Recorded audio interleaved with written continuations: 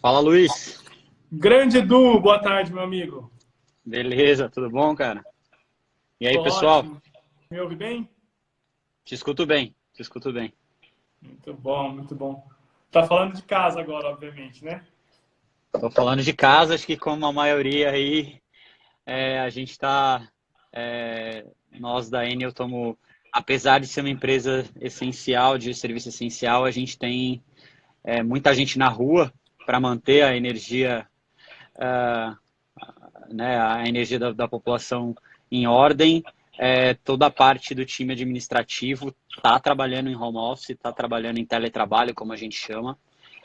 Então é um desafio, né, novo, é uma situação nova, mas que acho que é o mais seguro, né? Para todo mundo aí que entrou, né, reforçando, fiquem em casa. É isso, né, cara? A gente tá aqui respeitando a quarentena. Aqui em casa a gente vai fazer, tipo, 10º dia, 11º dia de quarentena. Mas somos seres sociáveis, né, cara? A nossa atividade também pede isso. Então, é o dia inteiro procurando canais e mecanismos de se comunicar da forma mais eficiente e fácil possível, né? E live eu acho uma grande ferramenta aqui. O Instagram tem ajudado muito. Assim, eu tenho visto muito conteúdo, né, nesse período de apoio a como fazer, né, nessa nova situação. Mas eu acho que para a gente que trabalha com deslocamento, com mobilidade, com gestão de frota, acho que a gente já tinha que ter pensado em situações como essas, porque mobilidade também é não se deslocar, né? É tentar ficar no seu local, tentar fazer e executar tudo que a gente precisa fazer, às vezes sem precisar se deslocar, né? Acho que esse é um ensinamento muito bom desse período todo turbulento que a gente está vivendo. Também a nossa equipe está toda de home office, né? Já faz 10 dias e a gente tem discutido muito. Fala-se muito, né, do futuro do trabalho, de como vai ser, né, o trabalho, essa coisa de todo mundo se movendo 8 horas da manhã para ir para o trabalho e às 6 horas da tarde para voltar, e aí gera todos os efeitos colaterais que a gente está bem acostumado, principalmente quem mora em São Paulo, né? O paulistano gasta aí 3 horas em média por dia só em deslocamento. De certa forma, toda essa história de pandemia nos projetou forçosamente para o futuro do trabalho, de alguma forma, né? Com certeza. A gente está vivendo o futuro que muitos imaginavam distantes, a gente está vivendo ele agora, né? E eu acho que, sinceramente, eu acredito o futuro nunca é de um caminho só, na minha visão, né? O futuro ele tem caminhos múltiplos, né? Ele é multifacetado. O nosso dia a dia ele vai ser muito, muito assim.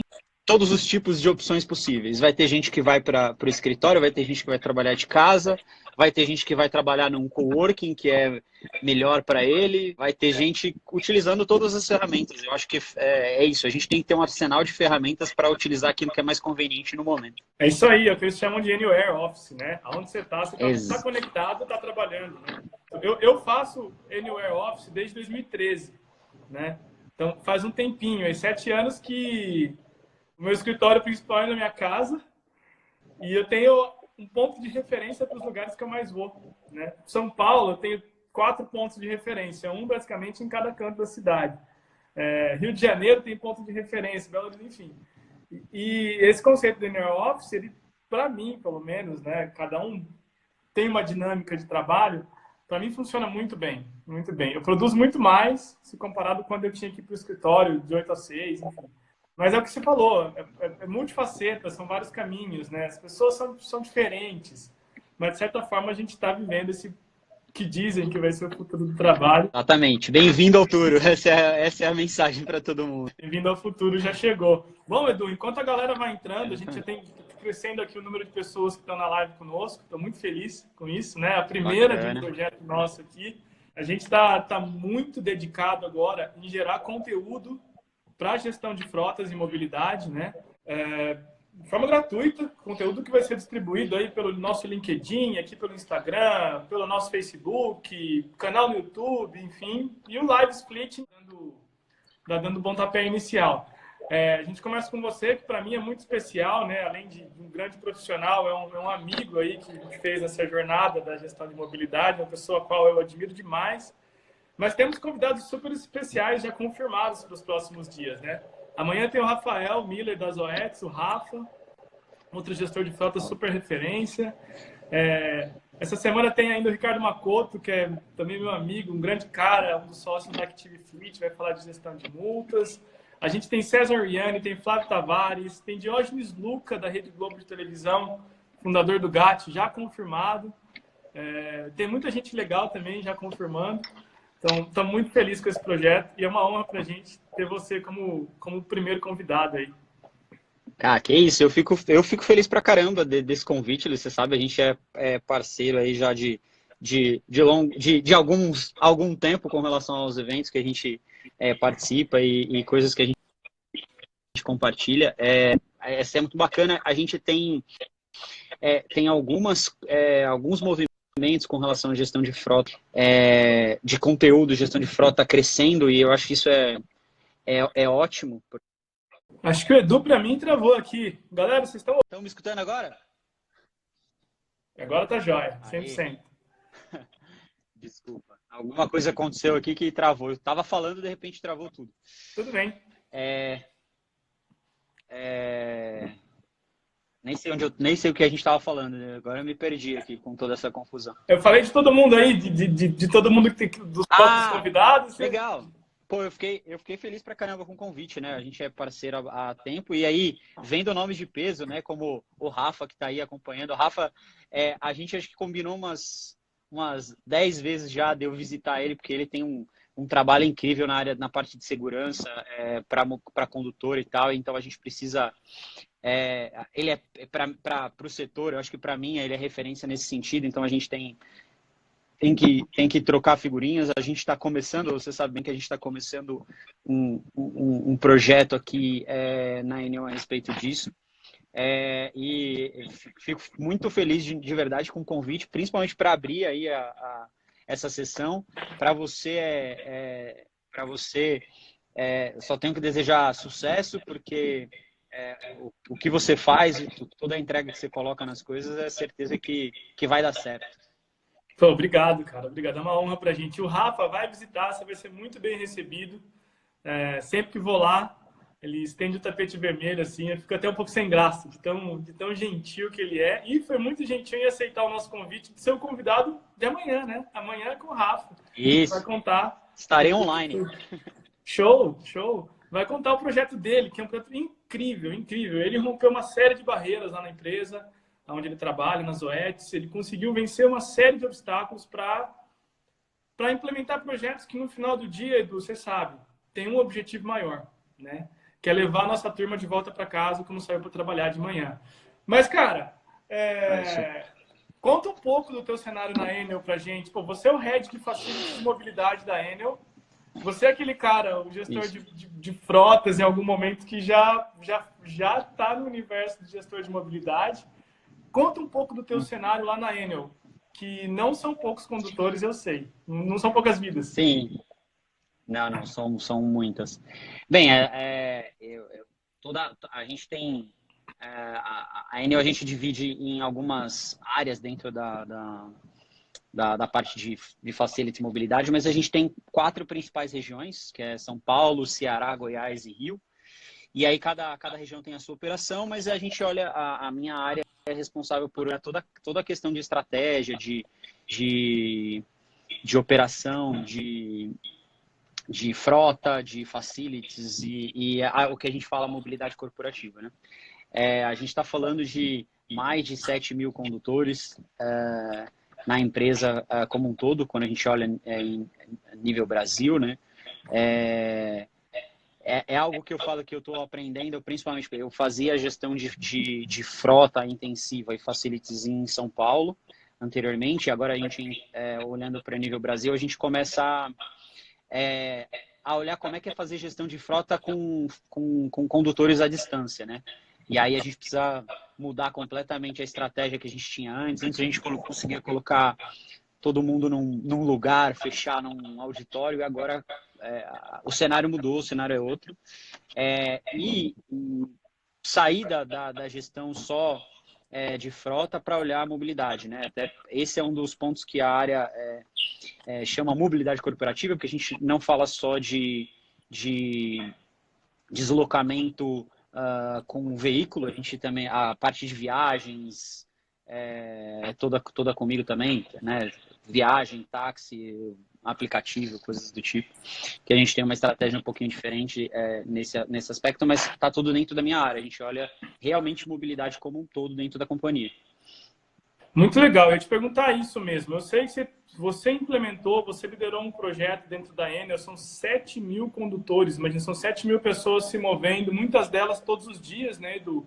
Para garantir serviço ao público, né? Para garantir serviço ao público. Então, a gente sabe que o SLA, o tempo de atendimento, é muito justo, né? Não é algo que dá para adiar, na maioria das vezes. E são 7.000 pessoas se locomovendo todos os dias. Sei também que você tem um projeto, você liderou um projeto lá na Enel, que é referência, eu posso dizer, me corrija, tá? Que é uma referência global já, né? Sem nenhum exagero. Acho que sim. Porque acompanhando o noticiário, eu vi que teu projeto foi premiado, foi mencionado no Fórum Econômico Mundial. Conta pra gente um pouco, primeiro, de como foi ser homenageado lá, ver teu projeto no Fórum Econômico Mundial. Olha, não é pouca coisa, tá? E quais foram os grandes... Conta um pouco do projeto, do que você sentiu, né, sendo homenageado lá, e depois um pouco do projeto, e quais os principais desafios que você com a tua equipe venceu para botar ele de pé. Eu acho que quando a gente tem sucesso em alguma coisa é porque a gente tentou e está resolvendo um problema. A gente tinha alguns problemas, na verdade. A gente tinha um alto custo de táxi, né? Para eu chegar em São Paulo são pelo menos 20 quilômetros, 15, 20 quilômetros. Então, o meu custo médio por corrida de táxi era muito alto. Outro problema era que eu tinha um volume, uma ociosidade da minha frota, vamos falar, administrativa, muito alto. A gente já vinha buscando ideias para solucionar esse problema. E aí eu falo que a gente teve um caso específico que ele foi inspirador, né? Ele foi o que startou a ideia. Um condutor, um usuário, precisou ficar até o final da noite no fechamento contábil da empresa. Ele ficou até o final do dia na empresa e usou um táxi para chegar na casa dele. Só que ele morava em Paulínia. Paulínia é uma cidade do interior aqui de São Paulo que, sei lá, fica 1 hora de distância mais ou menos de Barueri, que é onde a gente fica. E esse deslocamento, a gente só tinha para esse... Só tinha, não. A gente tinha vários modais disponíveis, mas nenhum consolidado e o usuário não tinha informação. Ele teve que usar um táxi. Ele usou o táxi, que era o aplicativo que a gente tinha. Ele usou um táxi para ir para Paulínia às 10 horas da noite, pagando bandeira 2. A corrida custou por volta de uns R$450, tá? E o mais legal de tudo isso, ele, no dia seguinte, me ligou indignado, né? E eu acho que esse é um ponto bacana. Ele me ligou indignado e falou assim: Edu, pelo amor de Deus, cara, ontem eu tive que ficar aqui até a noite, gastei R$450 com um táxi. Não tem uma outra forma de eu pagar e pedir reembolso de um Uber, sei lá, um Uber, um 99? Beleza, assim, veio isso como solução. Eu falei, pô, legal. Aí a gente começou a olhar, cara, vamos olhar para os modais, vamos olhar para o que a gente tem disponível na empresa. E se a gente, por exemplo, se eu tivesse com um carro, assim, da noite às 7 da manhã, eu tenho todos os carros administrativos parados, ociosos, né? Medindo o nosso KM médio, o reais por KM médio nosso, desse tipo de veículo, a gente ia gastar R$98. Ou seja, eu tinha todas essas opções e eu tinha mais barata. Só que qual que era o meu problema? O usuário não sabia. E outra, não tinha isso integrado, né? Como é que eu forneço isso para o usuário? Como é que eu forneço essa informação para o usuário? E a gente começou a idealizar o seguinte, pô, e se a gente tivesse um aplicativo em que o cara não soubesse como ele vai? Ele só vai, ele só diga onde ele vai e o aplicativo decide qual que é a melhor forma de ir. A gente pensou nisso e a gente foi estudar quais seriam os benefícios disso, né? Outra premissa que a gente tinha que ter, pô, a gente tem 7 andares na empresa. aqui em Barueri. Muitas vezes a gente tem pessoas indo para a mesma reunião, saindo do mesmo ponto de partida, com o mesmo destino, mas eles não sabem, eles não sabem que eles estão indo, né? As pessoas não sabem, e cada um vai com um modal diferente, um vai com o carro da empresa, o outro vai com por exemplo, né? Acontecia muito isso. A gente foi medir isso para saber quanto que isso daria de resultado do ponto de vista de eficiência de custo. Por quê? Porque qualquer solução que eu fosse desenvolver, eu teria que, né, qualquer solução para resolver esse problema, eu teria que investir, e a staff não tem dinheiro. Então eu tinha que diminuir o meu investimento a todo custo, né? Legal. Então a gente foi medimos alguns estudos. No final, fizemos um processo para contratar a gente fez um processo para contratar um desenvolvimento dessa ideia.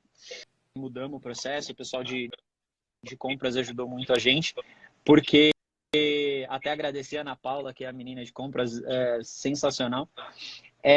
Mas trouxe para concorrer com startup, né? O startup concorrer com empresas grandes para desenvolver esse negócio para a gente. Né? Como nós não somos uma empresa de mobilidade, outro ponto para reduzir o custo da ferramenta, da solução, vamos dizer assim, a gente falou assim, cara, eu não quero esse código-fonte, eu não quero esse produto para mim. Eu quero que quem desenvolver tenha como premissa que isso vai virar produto deles. Ou seja, isso não vai ser produto meu. Então, eu quero pagar o menos possível por isso, porque depois a empresa vai ter receita com esse produto. Mas quanto mais ele vender, melhor para mim. Porque melhor o algoritmo de decisão vai ficar bom. Total. Melhor vai trazer resultado para mim.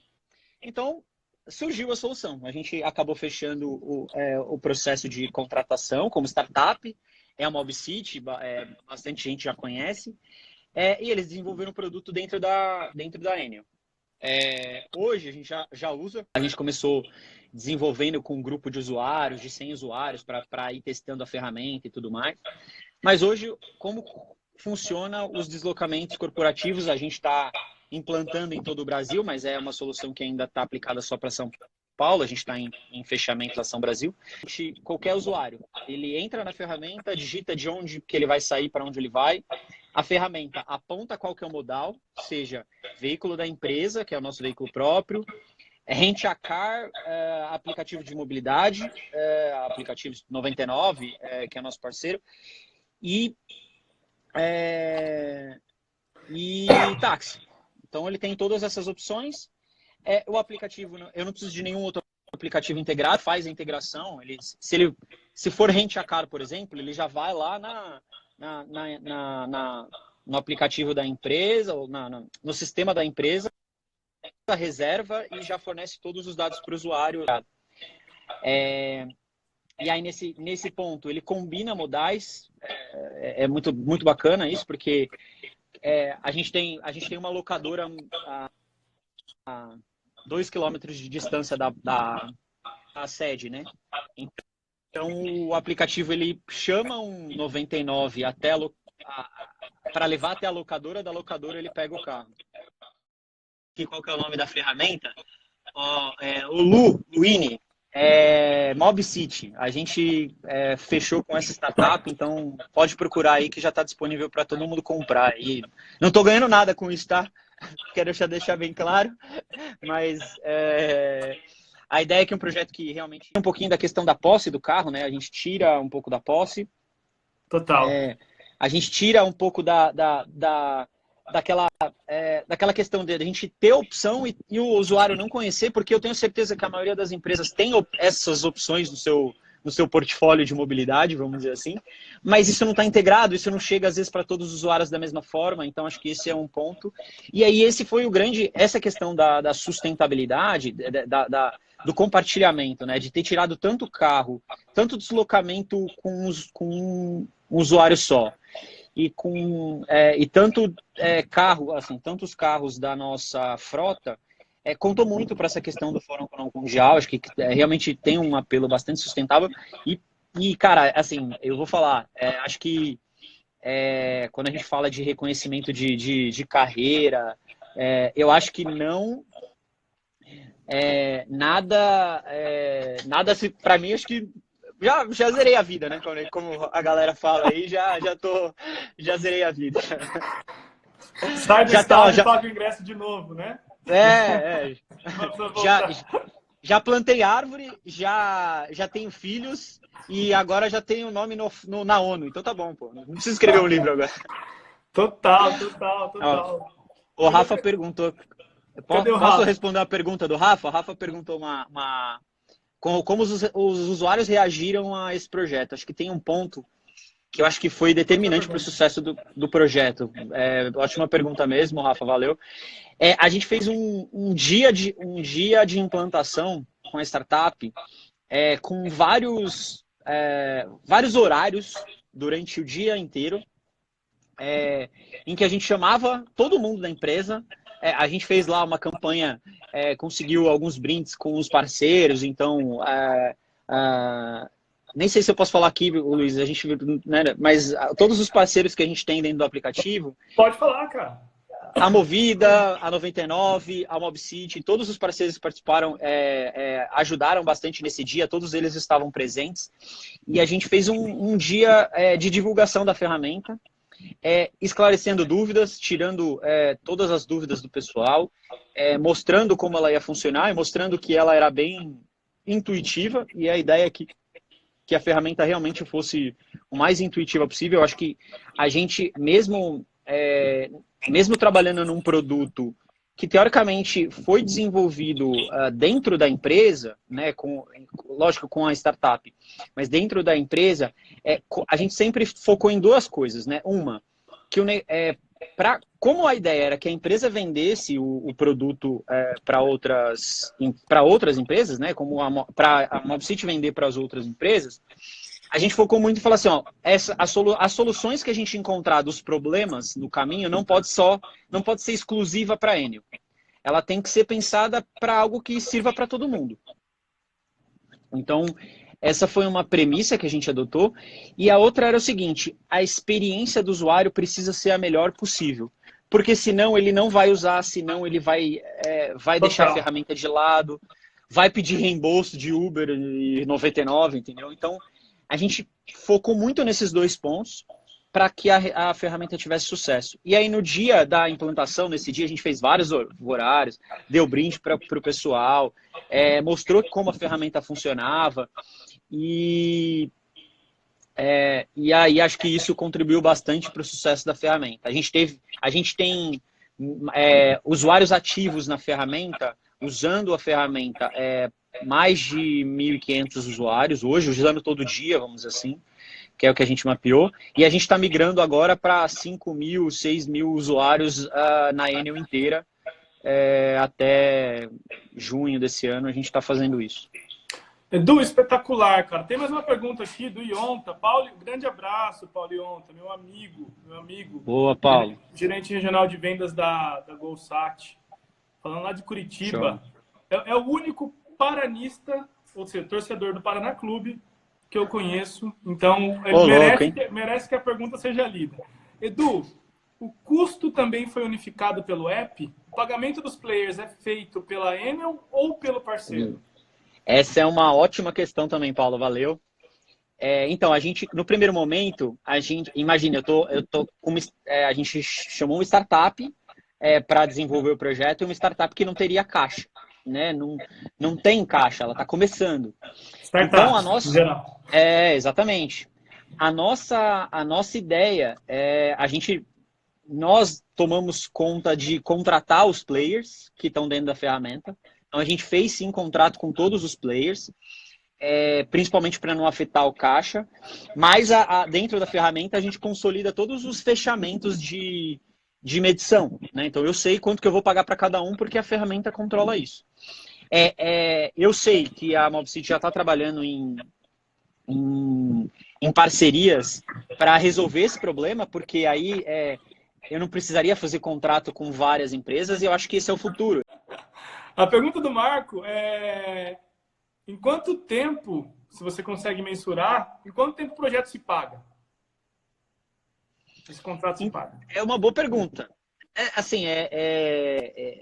Eu não sei se isso se paga da mesma velocidade como que se pagou na Enel, né? Mas a gente pagou o projeto em 4 meses. 4 meses de utilização, a gente pagou o projeto fácil, né? Lembrando que para eu economizar nesse primeiro momento, a gente tinha condição de ser praticamente o primeiro cliente da startup, né? Então tinha uma condição favorável. Eu não sei se é ao mesmo tempo que as outras empresas que já estão plantando, ou que já implantaram, na verdade, a mesma ferramenta, eu não sei se é ao mesmo tempo. Mas eu posso te dizer que, tranquilamente, o seu ticket médio, se você analisar os dados, o seu ticket médio, ele reduz no mínimo 40%. Então, se você olhar para todos os modais que você usa, com certeza você vai ter um ganho de redução de ticket médio aí de 40% no global. Porque primeiro, você vai compartilhar, isso vai te tirar deslocamento, você vai sempre usar um modal mais eficiente, né? Então, isso também vai te tirar, no ticket médio, ele te tira 40%. E aí, acho que cada um tem que fazer a sua conta. Eu não fiz nenhum estudo no geral com isso, mas a gente está falando de pelo menos reduzir um ticket médio de 40%. O que é muito, 40% de qualquer coisa é muito dinheiro, né? E eu acho que se você fizer a conta, agora eu tô confabulando, da redução da pegada de carbono, cara, da emissão de gases de efeito estufa. Você sabe que é uma coisa que a gente está fazendo agora. Assim, a gente está. Eu estou em conversa com o CEO da Mobcity, mas a gente está fazendo agora, até depois, né, do fórum. Cara, a ferramenta tem um potencial de sustentabilidade, né, da questão de se vender sustentabilidade muito grande. E aí a gente, do Fórum Econômico Mundial, qual era o foco? Era olhar para as ODS de sustentabilidade da ONU, né? Então, a gente tem lá 17 ODS, né, que são os objetivos de sustentabilidade que são aí de vários tipos, e a gente colocou a Enel, que é uma empresa de distribuição que tem algumas ODS em seu compromisso, mas com outro foco, né, naquilo que é staff, naquilo que não é o core, né? A gente conseguiu acrescentar alguns selinhos de ODS das ODS para o nosso corpo. E a gente valoriza muito a questão de sustentabilidade na empresa. A gente tem fóruns específicos ou indicadores específicos nossos que são para reporte de sustentabilidade, né? A gente está na Ethos, a gente está em vários pontos aí de sustentabilidade. Então, a gente falou, a gente tem que calcular a pegada de carbono desse projeto, né? E a gente está fazendo isso, a gente já tem um cálculo prévio, mas a ideia é que isso seja mais um indicador mensal de medição de sucesso da ferramenta. Espetacular. A Mariane Yunes, a Mari. Oi, Mari. Muito bom ter você. Ei, Mari. Por tanto tempo, né? Grande Mari. Muito legal. A Mari pergunta qual a porcentagem de economia com o projeto. Eu acho que você já respondeu, então. Né? A gente chega de 40% a 60%. Eu vou falar, para ser bem conservador, 40%. Muito legal. Tem mais uma pergunta que é do Fábio Barros, da Naturgy. Fala, Fábio. Tudo bem, amigo? Grande Edu, Fábio. Gostaria que você falasse qual foi o... Você usa, com certeza você vai ter um ganho de redução de ticket médio aí de 40% no global. Porque primeiro, você vai compartilhar, isso vai te tirar deslocamento, você vai sempre usar um modal mais eficiente, né? Então, isso também vai te tirar, no ticket médio, ele te tira 40%. E aí, acho que cada um tem que fazer a sua conta.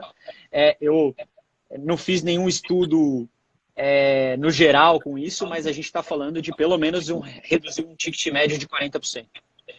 O que é muito, 40% de qualquer coisa é muito dinheiro, né? E eu acho que se você fizer a conta, agora eu tô confabulando, da redução da pegada de carbono, cara, da emissão de gases de efeito estufa. Você sabe que é uma coisa que a gente está fazendo agora. Assim, a gente está. Eu estou em conversa com o CEO da Mobcity, mas a gente está fazendo agora, até depois, né, do fórum, cara, a ferramenta tem um potencial de sustentabilidade, né, da questão de se vender sustentabilidade muito grande. E aí a gente, no Fórum Econômico Mundial, qual que era o foco? Era olhar para as ODS de sustentabilidade da ONU, né? Então, a gente tem lá 17 ODS, né, que são os objetivos de sustentabilidade que são aí de vários tipos, e a gente colocou a Enel, que é uma empresa de distribuição que tem algumas ODS em seu compromisso, mas com outro foco, né, naquilo que é staff, naquilo que não é o core, né, a gente conseguiu acrescentar alguns selinhos de ODS das ODS para o nosso corpo. E a gente valoriza muito a questão de sustentabilidade na empresa. A gente tem fóruns específicos ou indicadores específicos nossos que são para reporte de sustentabilidade, né? A gente está na Ethos, a gente está em vários pontos aí de sustentabilidade. Então, a gente falou, a gente tem que calcular a pegada de carbono desse projeto, né? E a gente está fazendo isso, a gente já tem um cálculo prévio, mas a ideia é que isso seja mais um indicador mensal de medição de sucesso da ferramenta. Espetacular. A Mariane Yunes, a Mari. Oi, Mari. Muito bom ter você. Ei, Mari. Quanto tempo, né? Grande, Mari. Muito legal. A Mari pergunta qual a porcentagem de economia com o projeto. Eu acho que você já respondeu, então. Né? A gente chega de 40% a 60%. Eu vou falar, para ser bem conservador, 40%. Muito legal. Tem mais uma pergunta que é do Fábio Barros, da Naturgy. Fala, Fábio. Tudo bem, amigo? Grande Edu, Fábio. Gostaria que você falasse qual foi o maior desafio na implantação. Essa pergunta é muito legal. Usuários ou o convencimento da diretoria? Ou não teve desafio? Foi flat? Foi tranquilo? Cara, eu vou falar... Foi assim, o desafio foi o usuário. Eu vou falar que eu tive muita sorte com relação à questão da diretoria. Eu sei que muitos enfrentam isso, mas eu tinha um superior, dois superiores, né, na escala na época, muito abertos. E é lógico, eu cheguei a conversar com eles nesse nível quando eu tinha muita informação levantada. Galera, acho que o Edu caiu de novo. Eu vou chamar ele. Voltou, Edu? Tá. Vamos colocar ele de novo. Aqui. Que ele está contando para a gente quais foram os desafios de convencimento que ele teve lá na empresa. Parece que na hora que fica mais legal, o Edu cai, né? Vai estar voltando já. Tá conectando. Voltou. Me desculpa de novo. Oi, na hora que fica mais legal, que a gente tá todo mundo aqui olhando. Vai, conta essa parte. Não, então, eu vou falar, eu tive muita sorte com relação à diretoria, mas assim, lógico que eu fui com o projeto desenhado para a diretoria com uma base muito bem preparada, né? Quando eu cheguei para falar com o meu diretor, na época e depois com o presidente da empresa em São Paulo, né, o presidente de São Paulo, eu já tinha qual que era a estimativa de ganho do projeto. Tinha uma massa estatística, porque na época eu contratei uma autonomia, de certa forma, como responsável da área, como head na área, e tinha uma autonomia de gasto. Eu contratei uma que ela pegou o quê? Ela pegou toda a minha massa de dados de telemetria, meus deslocamentos, toda essa base, e sobrepôs uma com a outra. Ela já conseguiu identificar qual que seria a minha chance de compartilhamento, qual seria a minha chance de redução se eu usasse o melhor modal. Então eu tinha dados muito confiáveis para dizer que aquele projeto ia dar certo, né? E eu só fui para a minha diretoria falar assim, tem um projeto, o projeto é esse, tem essa oportunidade, já medir, toda a base estatística está aqui. Então, assim, eu cheguei com uma quantidade de informação que não tinha como falar, não. Essa foi minha posição, mas eu tinha dois superiores, né, na cadeia de uma visão bastante aberta. Isso me ajudou bastante. Então, o meu grande desafio foi como é que eu transformo, assim, como é que eu faço os usuários acreditarem nisso. E aí, 2 pontos importantíssimos, né, aí. A nossa fase de teste foi bastante estressada. Então, a gente fez um MVP, um produto mínimo viável, vamos dizer assim, e botou cerca de 100 usuários, eu não lembro exatamente quanto, usando a ferramenta. A gente criou um grupo de WhatsApp com eles e deu um feedback a cada utilização. Né? Então eles foram, e aí eu falo que hoje a gente fala, né, crowdworking. Esse foi um crowdworking puro, né, onde os usuários participaram do desenvolvimento da ferramenta. Eu acho que vai travar de novo. Então se derruba já. Na hora que tá mais legal. Essa é uma tônica. Vamos lá.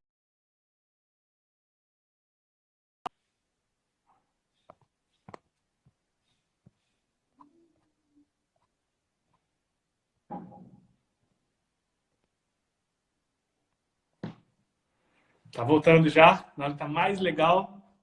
Ele contando um pouco do teste, de como ele testou. Vai lá, Edu, como é que você testou? Conta pra gente. Então, no final, o que eu falei, né? A gente fez um crowdwork. Então, o usuário participou do desenvolvimento da ferramenta, né? Então, a gente foi diariamente construindo essa ferramenta na sua versão que a gente falou de Go Live. A gente teve que antecipar, inclusive, o nosso Go Live por questões lá de dificuldade. A gente tinha uma empresa que unia cooperativas de táxi e a empresa fechou as portas um mês antes da nossa implantação, esperava ser a nossa implantação. Então a gente teve que migrar para a ferramenta assim, né? Em 15 dias a gente teve que antecipar nossa programação de um mês. A gente teve que preparar a ferramenta para antecipar a nossa implantação de um mês. Mas ela foi construída com essa rotina diária de atualização do usuário. Então isso foi importantíssimo. E aí, assim, quando a gente implantou a ferramenta, a gente ganhou 50, 100 embaixadores da ferramenta, que eram pessoas que participaram do desenvolvimento, que apoiaram muito o desenvolvimento e que no final eles divulgavam a ferramenta, apoiavam as ferramentas nas suas áreas internas, fazendo com que a ferramenta fosse de sucesso. Ou seja, se alguém tentasse, se alguém tivesse dúvida, estava lá ele para explicar, não precisava eu ou a minha área explicar, né? Embaixadores dentro da empresa da ferramenta. Isso foi importantíssimo. E aí, assim, de novo, uma implantação muito bem planejada, todo esse processo de desenvolvimento foi feito junto com o usuário, então isso eu acho que ajudou pra caramba. Muito legal. Cara, o tempo voou e o Instagram ele derruba a live depois de 1 hora. A gente tem 3 minutos para o Instagram derrubar, gente. Aí não vai ser conexão de ninguém, vai ser ele mesmo, tá? Tem mais pergunta aqui. Beleza. A galera fazendo muito comentário. Há quanto tempo já usam o app? O Cláudio Vilar perguntando aqui se teve algum impacto na produtividade, se já conseguiu mensurar isso. 1 ano. Cláudio Vilar da Ituran. Edu? Ainda não, mas vou atrás disso. Massa, muito legal. Galera, eu daqui estou muito feliz de ter iniciado o projeto. A gente teve aí um pico, acho que de 60, 70 pessoas na live, né? Acho que a gente tem só a crescer, é um projeto que está no começo. Edu, muitíssimo obrigado, muitíssimo obrigado. Antes de dar a sua última palavra, eu quero dizer, essa live vai ficar no nosso Instagram, então segue, convida os amigos para seguir, @Fleet em Mobilidade. A gente vai postar ela também no nosso canal do YouTube, Fleet em Mobilidade. Então ela vai estar lá na íntegra, postada no canal do YouTube, depois se você quiser assistir de novo, ou enfim, chamar amigos para assistir, compartilhar com a turma. E você que esteve aqui com a gente, está com a gente aqui hoje, fica ligado que amanhã tem um convidado super especial, o Rafael Miller da Zoetis, gestor de frotas lá também. E Edu, antes que você caia, dá uma última palavrinha para a gente aí.